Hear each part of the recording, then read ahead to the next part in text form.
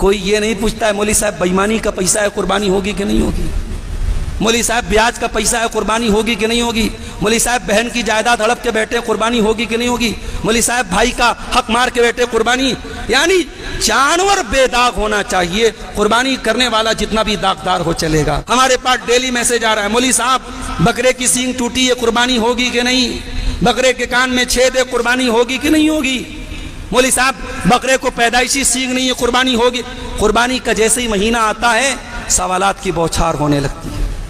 کوئی یہ نہیں پوچھتا ہے مولوی صاحب بےایمانی کا پیسہ ہے قربانی ہوگی کہ نہیں ہوگی، مولوی صاحب بیاج کا پیسہ ہے قربانی ہوگی کہ نہیں ہوگی، مولوی صاحب بہن کی جائیداد ہڑپ کے بیٹھے قربانی ہوگی کہ نہیں ہوگی، مولوی صاحب بھائی کا حق مار کے بیٹھے قربانی. یعنی جانور بے داغ ہونا چاہیے، قربانی کرنے والا جتنا بھی داغدار ہو چلے گا. میرے بھائیوں ہمیں اپنی سوچ کو بدلنا پڑے گا.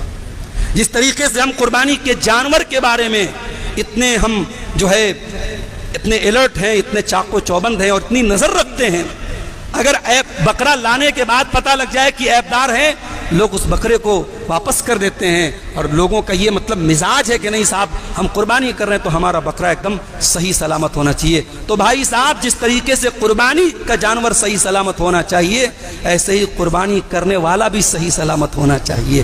ہمیں اپنے آپ کو بھی صحیح سلامت رکھنا چاہیے. اور مجھے کہنے دیجئے اسلام میں نماز کا درجہ پہلے ہے اور قربانی کا بعد میں ہے. سال بھر انسان نماز نہیں پڑھتا ہے لیکن قربانی میں ماشاءاللہ بڑا آگے آگے رہتا ہے اور بڑے فخر کہتا ہے مولوی صاحب ہم 3 بکرا کرت رہے ہیں، اس سال بھی 3 بکرا کریں گے، کم نہیں کریں گے. انسان قرضے لے کے کرتا ہے مگر کرتا ہے. یعنی یہ جذبہ ہے قربانی کا. میں اس جذبے کو اس کی ناقدری نہیں کرتا ہوں، میں اس جذبے کو اپریشیٹ کرتا ہوں، اس کی حوصلہ افزائی کرتا ہوں. مگر میرے بھائیوں اسلام میں قربانی کے پہلے نماز کا نمبر ہے.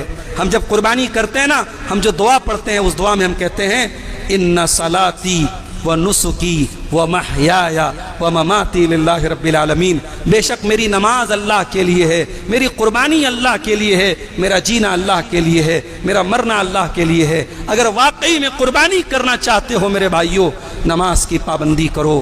ابراہیم کی زندگی میں ہمیں نماز کی پابندی بھی ملتی ہے. باتیں اور بھی بہت ساری ہیں. ابراہیم علیہ السلام کی زندگی میں ہم سب کے لیے بہت سارے نمونے ہیں میرے بھائیوں. میں سمجھتا ہوں گلا خراب ہونے کے باوجود جتنی باتیں میں نے بیان کر دی ہیں عمل کرنے کے اعتبار سے اتنی ہی باتیں کافی ہیں.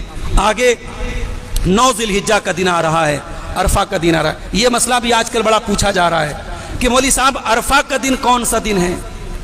کیا جس دن حاجی لوگ عرفات کے میدان میں ہوتے ہیں وہ دن عرفہ کا دن ہے؟ اگر وہ دن ہے تو پھر ہمیں تو 8 تاریخ کو یہاں عرفہ کا روزہ رکھنا چاہیے کیونکہ جب یہاں 8 تاریخ ہوتی ہے تب عرفات میں حاجی لوگ عرفات کے میدان میں ہوتے ہیں. تو میرے بھائیوں مسئلہ یاد رکھو، حدیث میں یہ نہیں کہا گیا کہ روزہ تب رکھو جب حاجی لوگ عرفات کے میدان میں جائیں. حدیث میں کہا گیا عرفہ کے دن کا روزہ. اور عرفہ کا دن کون سا دن ہے؟ 9 ذی الحجہ کا دن ہے. اور اگر آپ یہ سمجھتے ہیں کہ حدیث میں عرفہ کا لفظ آ گیا تو حاجیوں کا عرفات میں جس ٹائم ہے اس ٹائم ہمیں وہ روزہ ملنا چاہیے تو میرا جملہ نوٹ کر لو. دنیا کے بہت سارے ممالک ایسے ہیں جب حاجی لوگ عرفات کے میدان میں ہوتے ہیں وہاں رات ہوتی ہے اور جب وہاں صبح ہوتی ہے فجر کا ٹائم ہوتا ہے تب تک حاجی لوگ عرفات چھوڑ کے مزدلفہ جا چکے ہوتے ہیں. تو وہ لوگ تو کبھی زندگی میں عرفہ کا روزہ نہیں رکھ سکتے. تو یہ بلا وجہ کی جو ہے یہ ایک جو ہے حکمت لگائی جا رہی ہے. آپ 9 ذی الحجہ کو عرفہ کا روزہ رکھیں اور یہ 1 سال اگلے اور 1 سال پچھلے گناہوں کا کفارہ ہے. یہ ایک بہترین موقع ہے اللہ کی طرف سے ہماری بخشش کا. گرمی کا موسم ہے. میں آپ سے نہیں کہتا کہ آپ پورے 10 ذی الحجہ کا روزہ رکھیں مگر کوشش کر کے 9 ذی الحجہ کو ضرور روزہ رکھیں. اور بقرعید والے دن جیسا کہ شیخ عبدالرحیم ریاضی صاحب نے بھی بیان کیا کہ صبح صبح جو ہم جاتے ہیں بقرعید کی نماز پڑھنے کے بعد آ کر کے قربانی کے گوشت سے شروعات کرتے ہیں. یہ سنت ہے، یہ کوئی فرض نہیں ہے. بعض لوگ اس کو بھی روزہ سمجھتے ہیں. بعض لوگ کہتے ہیں کہ بقرعید کے دن کا افطار بکرے کی کلیجی سے ہوتا ہے. تو یہ کوئی بات نہیں ہوئی، یہ کوئی افطار نہیں ہوتا، کوئی روزہ نہیں ہوتا. یہ ایک سنت ہے، اس پر عمل کیجئے، بہت اچھی بات ہے. کوئی ڈائبٹک ہے، کوئی شوگر کا پیشنٹ ہے، کسی کو بھوک برداشت نہیں ہوتی ہے، کوئی مسئلہ نہیں. وہ عیدگاہ میں بسکٹ لے جا کے کھا سکتا ہے، کوئی مسئلہ نہیں، پانی پی سکتا ہے. یہ کوئی روزہ نہیں ہے جو آپ بقرعید کے دن روزہ رکھتے ہیں. بقرعید کے دن روزہ رکھنا حرام ہے.